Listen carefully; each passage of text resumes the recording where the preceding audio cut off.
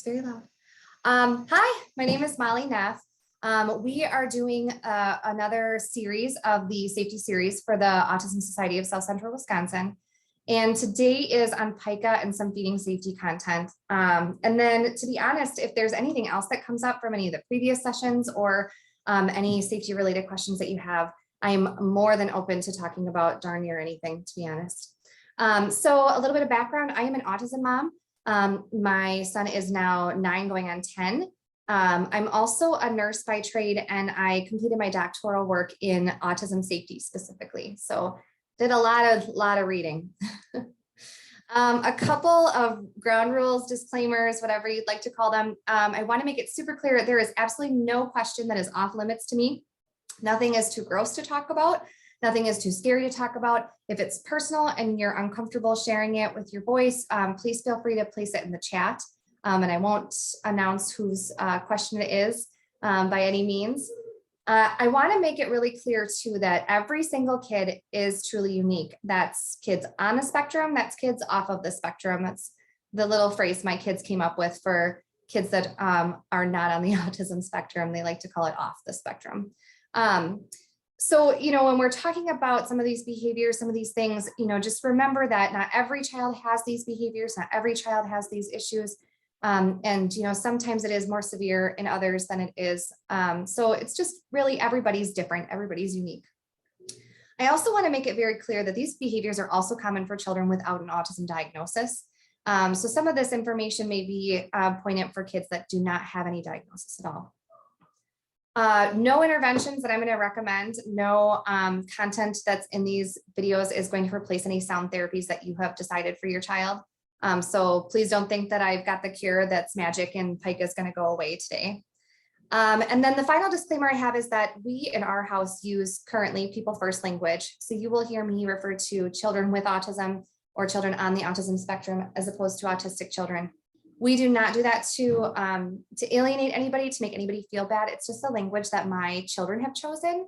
And because my son is the one with autism, he is making the autism rules in our house. So if you would like me to refer to your child in different language, in people first language, in autism first language, I am more than happy to do so. All right, into the meat and potatoes. So we're going to talk about Pica, some background information about Pica, some interventions for Pica. We're talking about a couple other feeding issues that lead to safety or nutrition concerns, and then we're just going to talk in general about promoting healthy eating habits.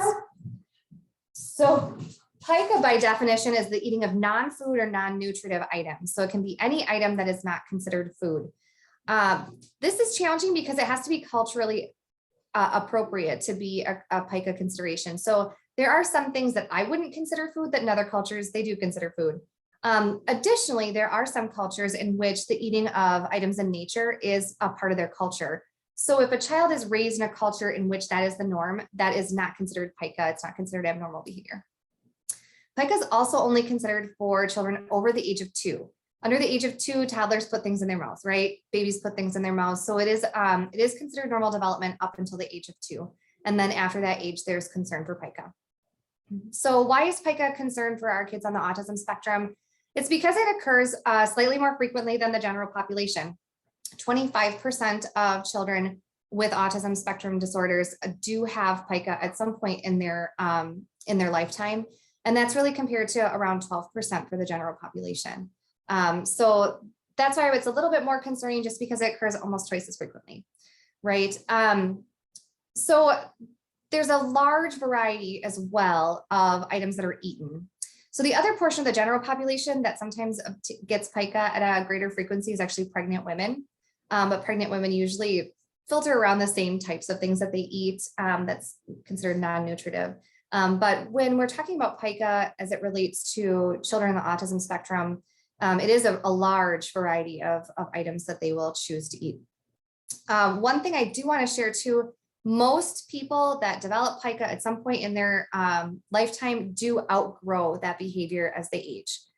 So it's not common for Pica to last an entire lifetime, although it does occur.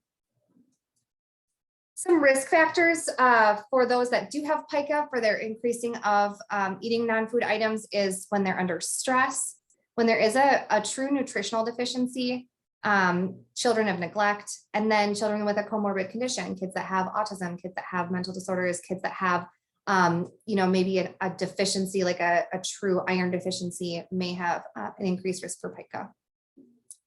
With that, if your child does exhibit pica, I do think it's important to talk to your primary care provider so that if it's truly a nutritional deficiency, they can try to correct that and they may reverse some of the pica behaviors. So complications, and this is what the scary part is, that when kids eat non-food items, there is a risk for the item depending on what's ingested. Large items or items that expand in the stomach can cause bowel obstructions, which is literally a block of the bowels. It stops food or other things from passing forward, or a perforation or tear of the bowel. Either one of those may require surgery or medical intervention to correct. Some items can cause an infectious nature, especially if they are sharp and can cause cuts on the way down. A bezoar is a really interesting name for what's really kind of like a clog. These are items that are not easily broken down by the body, but start to clump together. Oftentimes, bezoars are made of hair. There are people that choose to eat their own hair, or other fibrous items like that. Like couch fluff. My son at one point in his time opened up our couch and ate the fluff from inside. And so there was a big concern that there was a bezoar, because that really doesn't pass and it kind of gets stuck in the GI system. Toxicity is a concern, especially when we're talking about eating large amounts of soil or items outside, that there's metal toxicity or any toxicity when you're talking about eating potentially cleaning products or household supplies, makeups, that type of thing.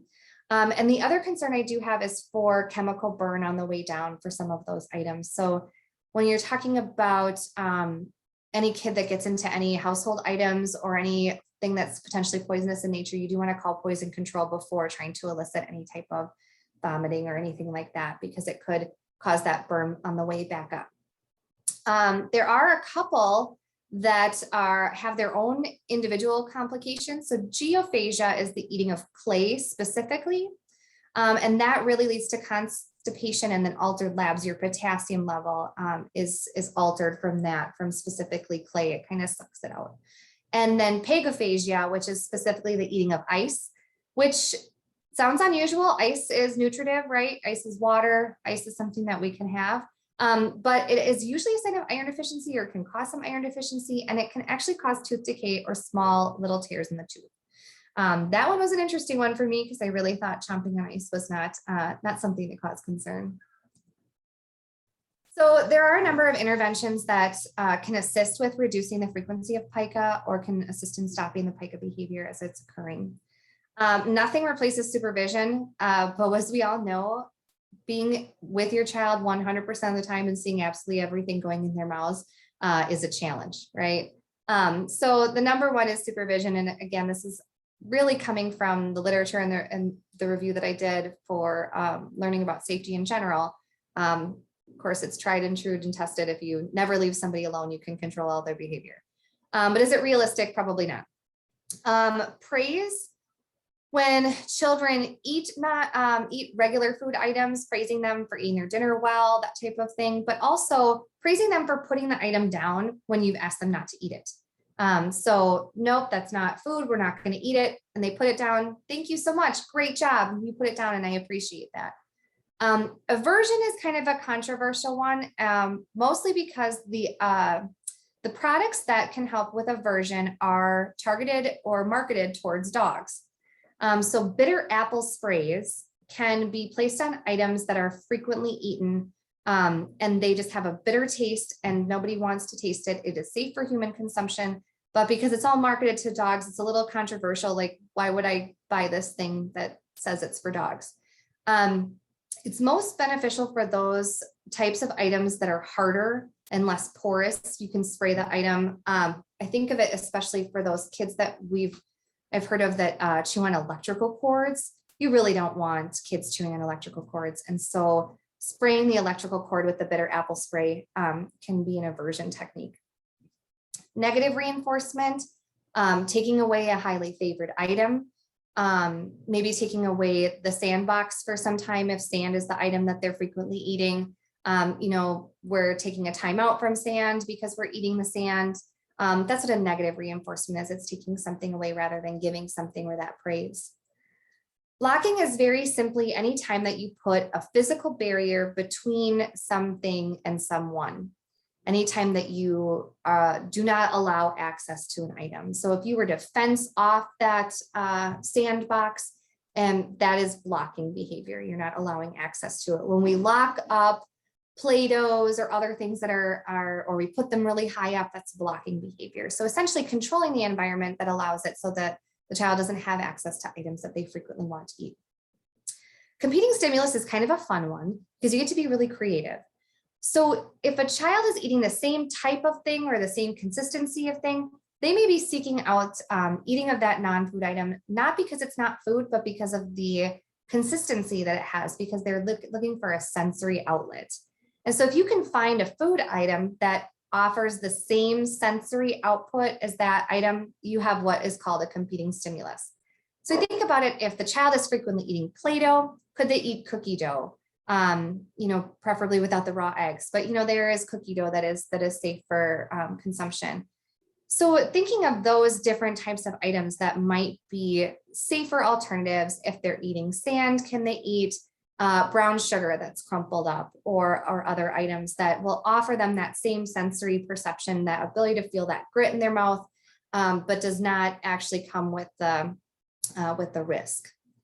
And then environmental control, and that is simply maintaining, utmost cleanliness of areas, locking up your household supplies, essentially doing some of that blocking, making sure those items are out of reach or only in reach when parents are around, and then making sure that cords are tucked or secured if that's the item they're going for.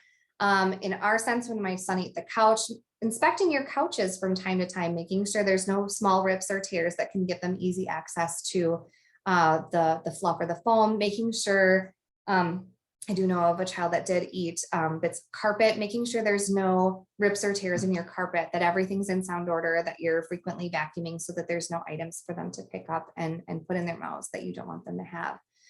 So just generally doing quick sweeps of the environment to make sure that items that they frequently go for, they don't have access to. The next one, and to be honest, we have a really small group, so if you have questions as we go, feel free to interrupt, because that is the end of the Pica portion. So if there's specifically Pica related questions, otherwise I will get into binge eating and picky eating as well. There is time at the end too. Oh yeah, I have a quick question. If that's okay. So I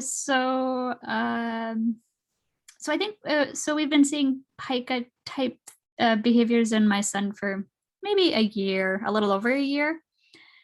And at first I didn't understand what it was, but then I started Googling Pica and trying to understand what a behavior needed to include in order to qualify for a diagnosis of Pica. And I came across the basic description of Pica as meaning eating non-food items. Right. But somehow I was also seeing things that for children with autism spectrum disorder or other similar diagnoses, that in order for the behavior to be construed as Pica, it also has to involve clear medical harm or medical risk resulting from the behavior, and that maybe children without comorbidities like ASD might be granted a diagnosis of Pica with fewer barriers or fewer limitations to the definition of Pica, but I wasn't sure, and I wanted to see if you had encountered that, or maybe what I had seen was out of date. Yeah, I'm not familiar with that additional requirement. To be honest, the only thing I know is that above the age of 2 and not culturally appropriate. And so one would think that, even in autism spectrum, we don't consider it culturally appropriate. I'm just looking at the DSM-5 criteria, which is the diagnostics statistics manual. And it is just non-food, non-nutritive items developmentally inappropriate. So that might be where they're getting that additional portion, as they may have read into the developmentally inappropriate portion and determined that it needs to be of medical concern for kids on the autism spectrum because their development is different than the general population. I feel like that's kind of a stretch though. Generally onset in childhood. But yeah, that does make a lot of sense to me. I think because I think for us, we're always encountering references to our developmental delay, and we're always seeing like descriptions of descriptions with references made to you know, developmental delay in a chronological. So there's like a developmental age, right, when they're talking about your child. Okay. You know, a lot of people don't do that anymore, or at least not that I've seen it in quite some time. We haven't had that. But I think that's might be where they're coming up, because the criteria specifically for a Pica diagnosis is the persistent eating of non-nutritive or non-food items for at least 1 month. The eating of non-food or non-nutritive items is inappropriate to the developmental level of the individual. Got it. Yeah. Okay. And the eating behavior is not part of culture. And if occurring with a mental disorder or during a medical condition, it's severe enough to warrant clinical attention. So that might be the other caveat that they're talking about. I mean, autism isn't a mental disorder, but perhaps they're using that as a stretch as well, or they're saying it's, you know, the medical condition of autism is severe enough to warrant clinical attention. That's yeah, I think that's what I was seeing, because if we're eating dirt, but the dirt is sterilized because it's from, you know, Target or Home Depot or something, and maybe it would never warrant medical intervention. And then also, if there's a quote unquote developmental age of 2, right. I can see how then some people could get trapped. But okay, thank you very much. That's absolutely. And so oftentimes, you know, your primary care provider may feel comfortable making a diagnosis of Pica specifically based on, you know, just general history, you know, what items has your child eaten, how frequently does this occur, and that type of thing. And sometimes they do refer out to a mental health care provider or psychiatry. At this point in time, I know there are a lot of behavioral health or mental health providers that are doing video visits that do not require in-person visits. I know that specifically at UW Health, they are doing video visits for that. And so, you know, there is that option to do some of those, and they can go through their primary care provider and find a provider that's willing to do that via video visit. And a lot of that may come down if there's not a documented developmental age. You know, like in terms of my son, we've had testing. Historically, they have given a developmental age, and the newer testing, they have not. And so then they go based off of his chronological age. And so for him being 9, you know, it's developmentally inappropriate for him to eat those non-nutritive items. But I could see that where if they're giving you a developmental age, and some providers do still do that. Hi. Can you grab Ron, please? Here you go. That's all right, buddy. Sorry. Sometimes dad won't do, it's just mom. Mom's the only one that has the answers to things, you know. I'm sure that's not just in my household.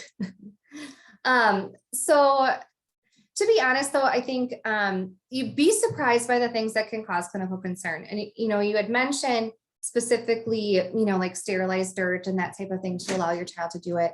And dirt's one of those things I feel like would pass, and there's probably little sediment that's involved. And so it's something that, you know, as long as your healthcare provider is not concerned that over time would cause delay or concern. I know that we've called several times for, let's see, Orbeez, phloem. Well, I was concerned phloem because it's like a styrofoam type that it might expand in the stomach.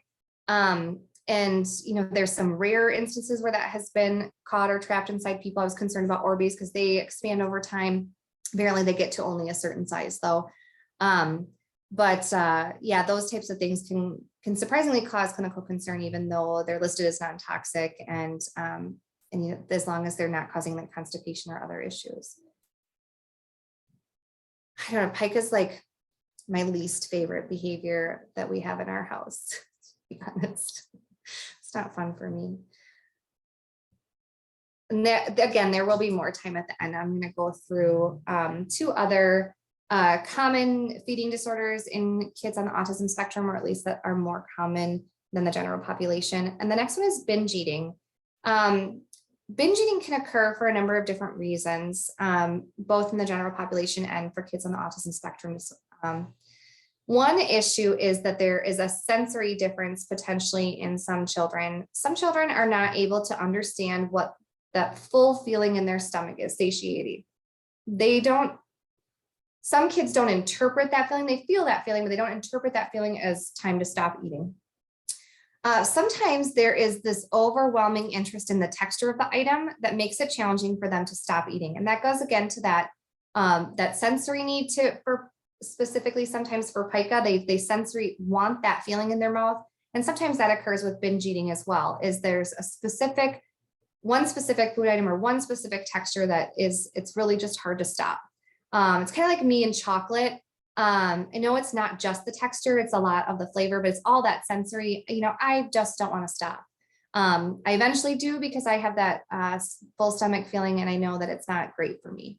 Other things that happen too with binge eating in kids on the spectrum is they develop habits.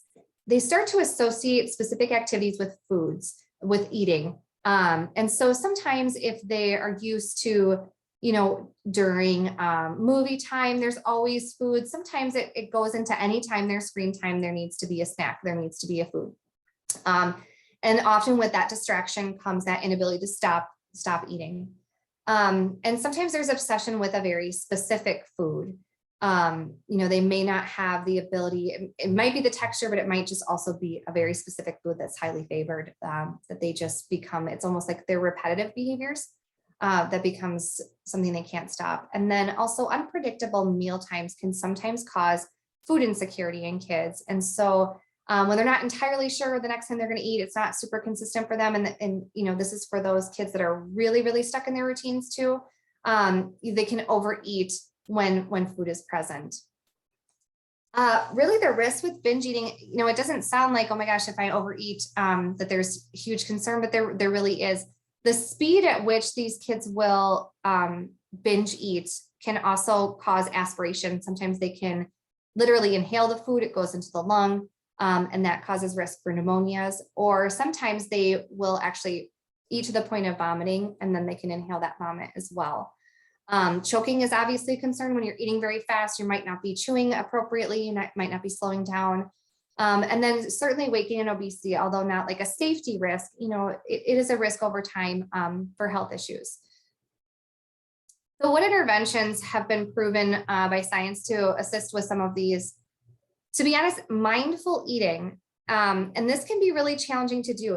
It literally involves sitting with the child, and some people use the assistance of timers, or some people use, you know, just a stopwatch and say, okay, now you can take a bite. And we're waiting. While they do it, it can be hard to just sit and slow the pace without anything to do. And so you talk to them about what it tastes like, what it feels like in their mouth, move it around, swish it, so that they get an idea a little bit more of mindful eating. And you can start to talk about the feeling in your stomach. Do you feel your stomach getting full? Do you feel a feeling in your stomach that you don't need to eat anymore? And talk to them a little bit about what that feeling in their stomach means. Eating with the family so that you can make sure that you're seeing the pace, that you can give that verbal redirection to slow down, to enjoy their food. Oftentimes for some kids, it's specifically eating with utensils can slow them down too. My son, when he gets highly favored foods, he'll just go full handfuls in his mouth. But when you encourage a fork, it does really slow down the amount that can go in at one time. Social stories, talking about stories of not overeating on unhealthy foods, talking about what healthy foods are. Those type of things can assist, especially with younger kids. Red, yellow, green foods is something I've talked to a couple families about when we're talking about their children only binge eating on junk food, on candies, on items that don't have great nutritional value. And so literally labeling foods as red, which are sometimes foods, yellow, which we eat in moderation still, and green, which is great foods. They're very healthy. We can eat more of them than others. And helping the child to understand the amount of those foods, maybe keeping a food diary if they're older children and they can count the number of greens versus yellow versus reds, having those reds in a higher location, keeping them a little bit more out of reach, and keeping the green foods front and center where they can have access to them. Most of the kids that I've met that have binge eating do not binge on salad. So I think the green foods is probably usually pretty safe. And then occasionally there's times when you do actually have to limit access to those specific foods temporarily. It might be that you can develop a reward chart if the child eats only one of those items, and you can, and nice and slowly, you can reward them at the end with a sticker over time. But sometimes I have had parents that have had to literally lock some of these items up because the obsession or the compulsion to eat those items and very, very fast is too much for the child. Restricted eating, picky eaters. This is problem eaters. These are kids that really don't want to eat a variety of foods or the foods that are on their plate. They get very restricted to maybe specific brands or even just one specific food.